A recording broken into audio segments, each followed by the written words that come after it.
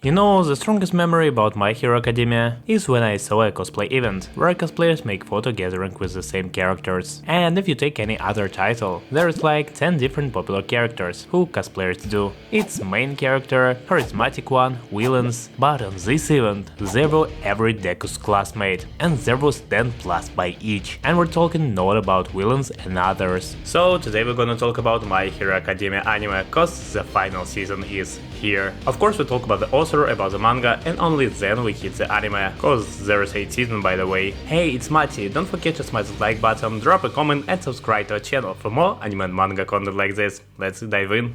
As a tradition, first of all we'll talk about the author Kouhei Horikoshi. Kouhei Horikoshi is the kind of mangaka whose personal taste pretty much explains why My Hero Academia feels like this, a classic shonen and a love letter to superhero comics. He was born in Aichi Prefecture in 1986 and studied at the Nagoya University of Arts before breaking into the manga industry, a background that shows in how polished the series looks and how confidently he staged big action moments. But Horikoshi didn't go straight to a mega hit. He worked as an assistant, tried a few one-shots and shorter series first, and kept building his craft. His early serialized work, O Magadoki Dou Butsuen, ran around 2010, and Marriage followed before the world got My Hero Academia. Those early projects were experimental ground, sometimes funny, sometimes strange, and they taught him plotting, deadlines, and how to bounce back from failures. The core idea for My Hero Academia actually exists as one-shot, well before weekly serialization. Horikoshi first explored the concept in one-shot form, then refined it into the series that launched in Weekly Shonen Jump in July 2014. That one-shot to serialization path is classical Jump apprenticeship. A single strong idea, plus timing and editorial support can turn into something huge, and that's exactly what happened here.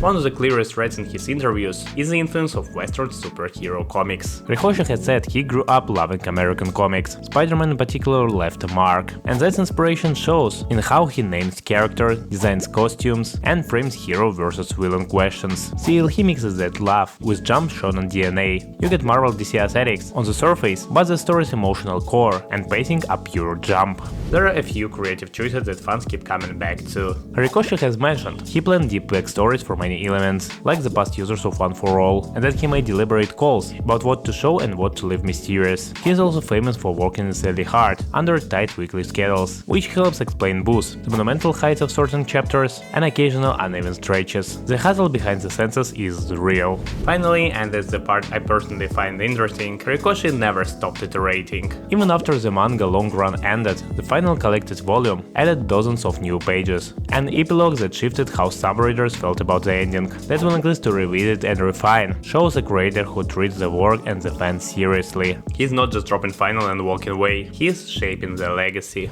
Okay, now we go to his child, My Hero Academia manga. My Hero Academia is one of those series that started deceptively simple and then grew into something huge. What looked like a classic superhero school setup, back in 2014 slowly expanded into a sprawling, morally messy epic that ran in Weekly Shonen Jump for 10 years, from its debut in July 2014 to its conclusion in August 2024. That long run led Kouhei Horikoshi elevate small school drama into full-scale war storytelling while still keeping the character at the center. If you follow the manga from the early chapters to the final war, the thing that hit you most is how the steps kept growing, and with them the tone matured. The story moves from training exercises and hero exams to battles that ask hero questions about power, responsibility, and the cost of being a symbol. Horikoshi didn't shy away from consequences. The later arcs pack real emotional weight, because losses actually feel permanent, and the characters are forced to pay for their choices. The way the series ended also says a lot about Horikoshi's approach. The weekly run wrapped up with chapter 230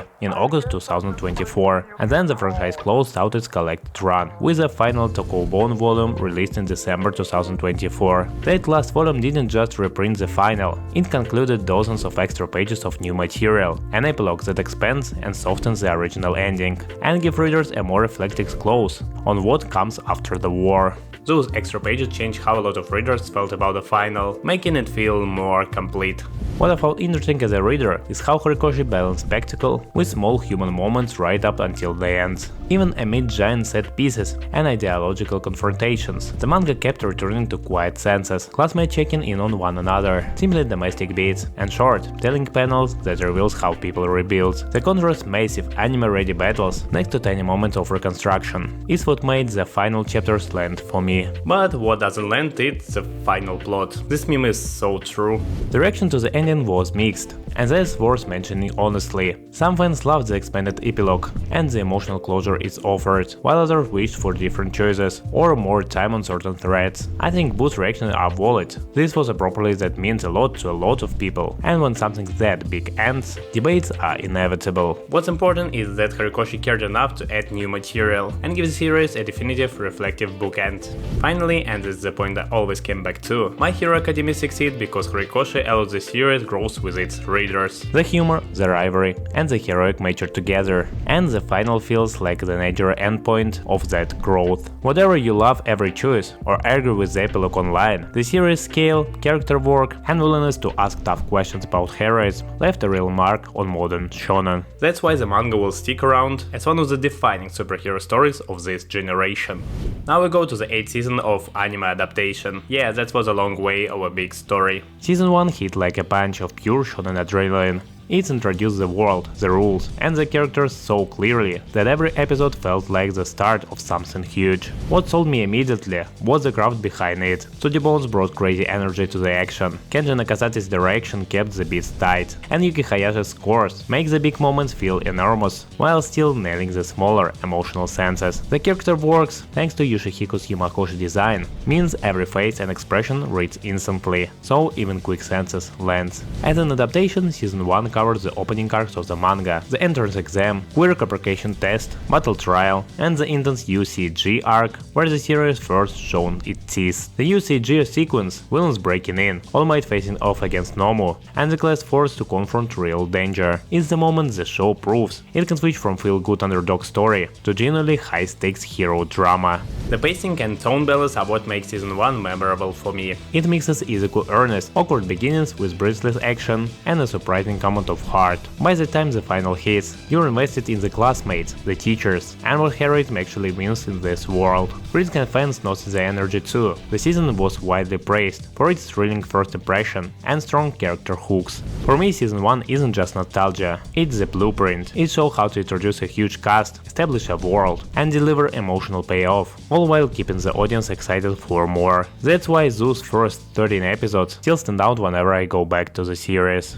Now the fastest part. After Season 1 the show kept growing. By Season 2 it pushed the stakes from school drills to a real test of characters. The UA Sports Festival, the Stain arc, and the final exams all sharpened the action while showing the class actually becoming heroes in training. Season 3 doubled down on survival and growth. The forest training camp, the shocking hideout raid rescue, and the provisional license exam made the series darker and more urgent, but still kept the personal moments that sell every fight. Season 4 mixed heavy mission work with weird human beats, the Shi Hasaikaya rescue, the awkward UA school festival, and the Race of Endeavor as a more central, complicated figure, and it's here the show proved it could balance big emotional payoffs with spectacle. Season 5 kept the balance, but widened the scope, joined training matches that tested class dynamics, the Matty Liberation Army sequence that shifted sympathies and tone, and the more grounded Endeavor Agency episode that reminded you heroes aren't just about flashy fights. Then Season 6 hit like a gut punch, the Paranormal Liberation War, and its aftermath changed the world and the characters forever, and Season 7 continued moving the pieces toward the final configuration, laying groundwork, emotional scars, and moments of hard-earned growth that makes the upcoming endgame feel earned.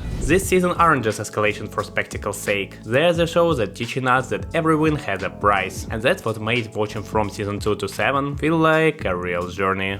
Final season.